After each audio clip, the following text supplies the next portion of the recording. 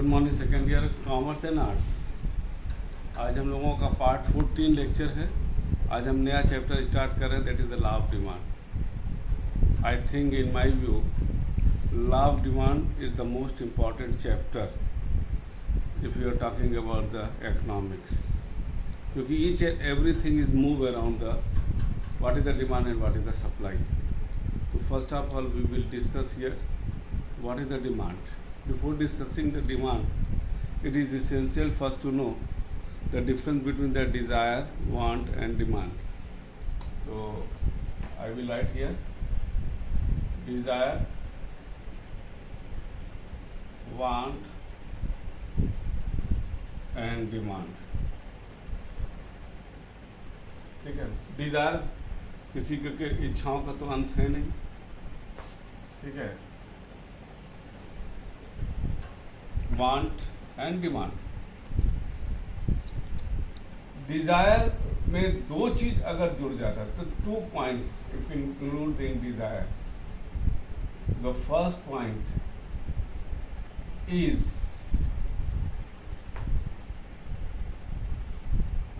Capacity to पे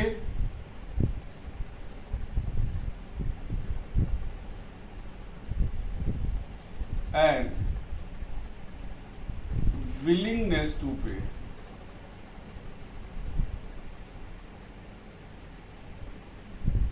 Dzire में अगर कैपेसिटी टू पे हमारे पास होना चाहिए, हमने डिसाइड कर लिया है कि हमको ये खरीद लेना है, चंद्रमा मकान बनाना है, ये कोई वो नहीं है। क्या हमारे पैसा है हमारे पास, और अगर है भी तो क्या हम उसको खर्चा करना चाहते हैं। There is a capacity to pay and willingness to pay. If desire में ये दो चीज़ जुड़ जाता है that will become the want. अभी डिमांड नहीं हुआ, वांट हो गया। कुछ तो आप धरातल पर आए, लेकिन अभी भी हम इकोनॉमिक्स से दूर हैं, क्योंकि वांट का भी इकोनॉमिक्स अध्ययन नहीं करता है। यदि वांट में दो चीज़ जुड़ जाए, वो दो चीज़ क्या है? First price and second is the time. किस रेट पर एंड किस समय, that is the most important thing. किस समय और किस रेट पर हमको ये सामान चाहिए, क्योंकि प्राइस, क्योंकि आप समझ लो कि आपको जो है चांदी आप सोने के भाव नहीं ले सकते, क्योंकि प्राइस का डिफरेंस है। और क्या कहते हैं, टाइम का मतलब है कि अगर दिसंबर में आपको वुलन सामान चाहिए तो आज मई जून में आप वुलन सामान आधे रेट पर मिलेगा, नॉर्मल कोर्स पे आप नहीं लोगे। यानी वांट में अगर प्राइस एंड टाइम आ गया, that will become the demand. और in economics we study the demand, not the desire, not the want, that is the demand. Demand is the effective demand का मतलब होता है which demand which can be fulfilled if all the points are included in.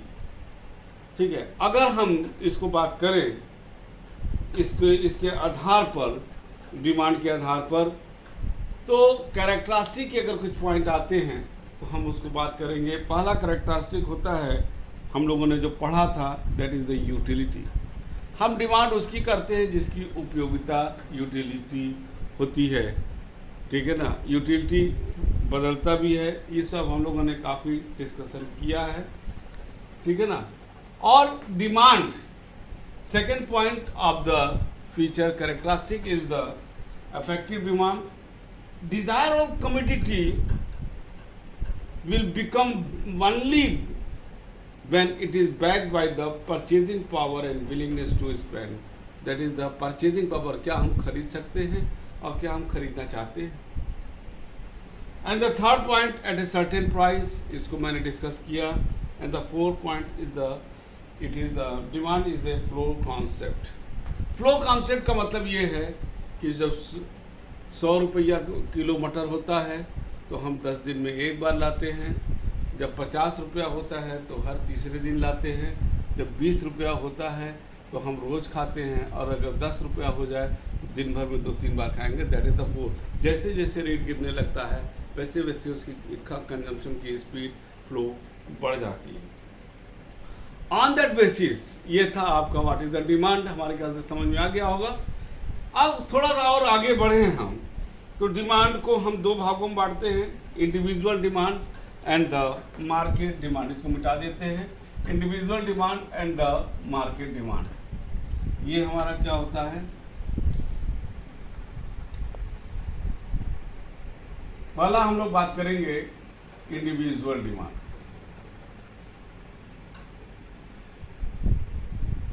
Individual demand एक व्यक्ति नहीं, एक house hold entity की बात करते हैं। हाउस होल्ड का मतलब होता है कि एक घर में कितना सामान चाहिए और कब चाहिए और किस रेट पर चाहिए, that is the house hold. An individual household is the basic decision maker regarding the consumption of a commodity or service. It takes the decision about the what to buy and how much to buy. तो हम जब एक बात करते हैं एक unit की, एक हाउस होल्ड यूनिट की, that is individual demand. When so many individual demand जब आता है तो कलेक्टिवली हम उसको कहते हैं मार्केट डिमांड, जिसको हम बाद में डिस्कस करेंगे। इंडिविजुअल डिमांड में अगर आते हैं कि वो कौन कौन से पॉइंट हैं जो इंडिविजुअल डिमांड को डिटरमाइन करते हैं। The first point is price of the commodity. पहला पॉइंट हो गया प्राइस ऑफ द कमोडिटी।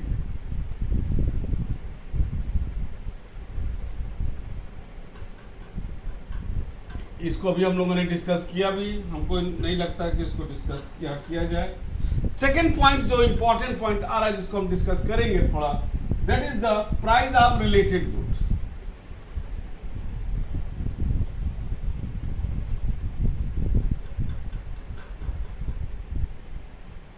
इसको हम दो भागों में लेते हैं, प्राइस ऑफ रिलेटेड गुड्स को, ठीक है ना। एक सब्स्टिट्यूट गुड्स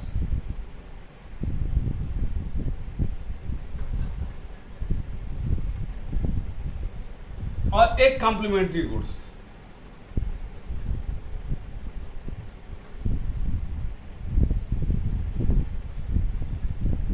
ठीक है, सब्स्टिट्यूट को जैसे चाय और कॉफी सब्स्टिट्यूट होते हैं, चाय लेंगे या कॉफी लेंगे, that is the substitute good. Complementary goods, petrol के गाड़ी के साथ पेट्रोल, पेट्रोल के बिना गाड़ी नहीं चल सकती, that is the complementary goods. ठीक है, the demand for a commodity depends not only on its own price but also the price of the related goods. If a change in the price of one goods affect the demand of another goods, इसको कहते हैं आपको cross demand. क्या बोलेंगे? Cross demand.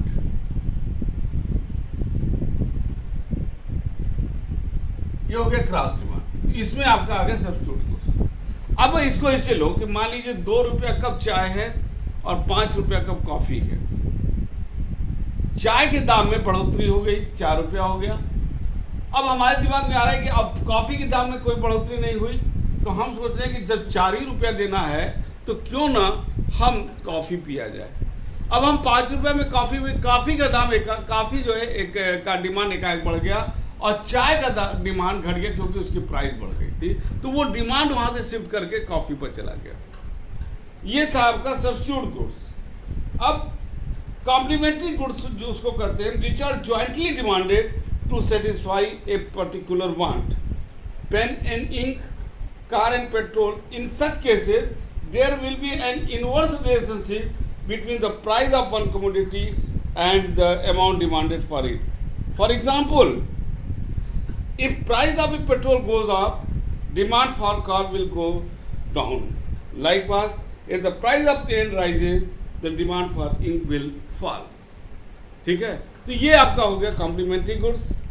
और third point is, जो third point है ये और भी महत्वपूर्ण है, इनकम ऑफ द कंज्यूमर। क्या हो गया? Income of the consumer.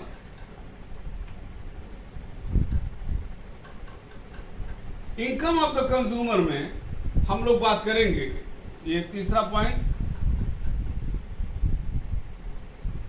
Income of consumer. इसको दो भागों में बांटेंगे, नॉर्मल गुड्स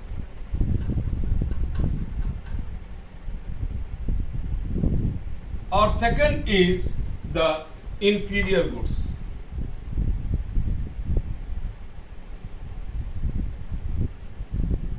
ये जो दोनों है ये इनकम ऑफ द कंज्यूमर पर ये डिपेंड करता है। क्या है?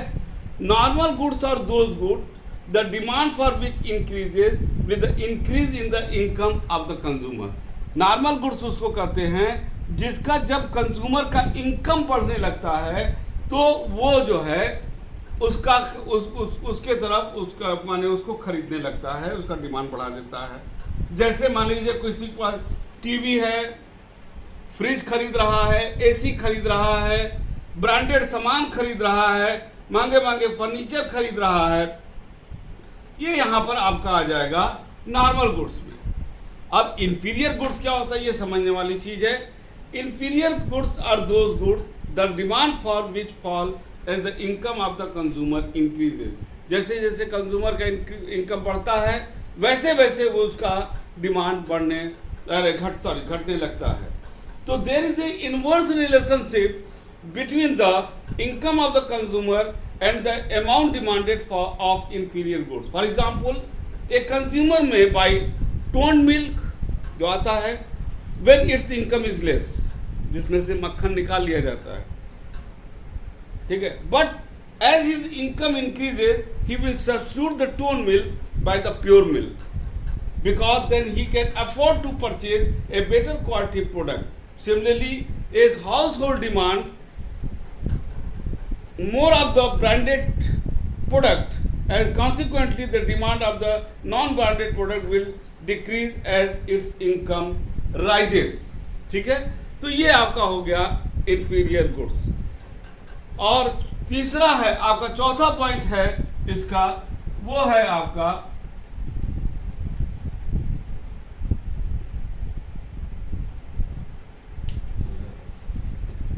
है टेस्ट एंड प्रेफरेंस। क्या है? Taste and preference.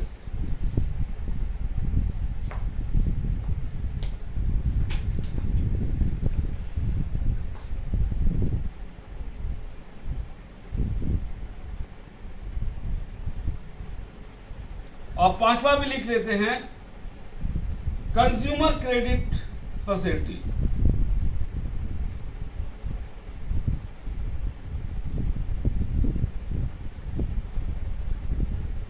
Test and preference का मतलब होता है amount demanded of quantity will depend upon the consumer taste and preference. When we begin to certain commodity like to certain commodity their demand will increase. Reverse will happen if we start disliking. And the fifth point is the consumer credit policy. यदि interest किसी चीज का होता ना, if the credit facility provided by the low rate interest by the bank ने सस्ता कर दिया, अब हमारे पास परचेजिंग पावर हो गया, हम सामान खरीदेंगे और ज़्यादा से ज़्यादा हमारे पास होने लगेगा। मकान में अगर जो हाउस होल्ड पर मकान बनवाने के लिए या मकान खरीदने के लिए इंटरेस्ट गिर गया, अब हम ज़्यादा से ज़्यादा मकान खरीदने लग रहे हैं, कार खरीदने लग रहे हैं। इस तरीके से हमारा डिमांड हमारा होता है, बढ़ने लगता है। ये था आपका इंडिविजुअल डिमांड, ठीक है। अब जो नेक्स्ट आएगा वो होगा मार्केट डिमांड में कौन कौन चीज़ें प्रभावित करती है, जो हम आपको अगले क्लास में हम आपको बता देंगे। तो इसमें हम लोगों ने क्या क्या डिस्कस किया, व्हाट इज द डिमांड, ठीक है, कैरेक्टरिस्टिक ऑफ डिमांड, और उसके बाद हम लोगों ने डिस्कस किया इंडिविजुअल जो है डिमांड। नेक्स्ट क्लास में हम लोग मार्केट डिमांड और टाइप्स ऑफ डिमांड को फोकस करेंगे।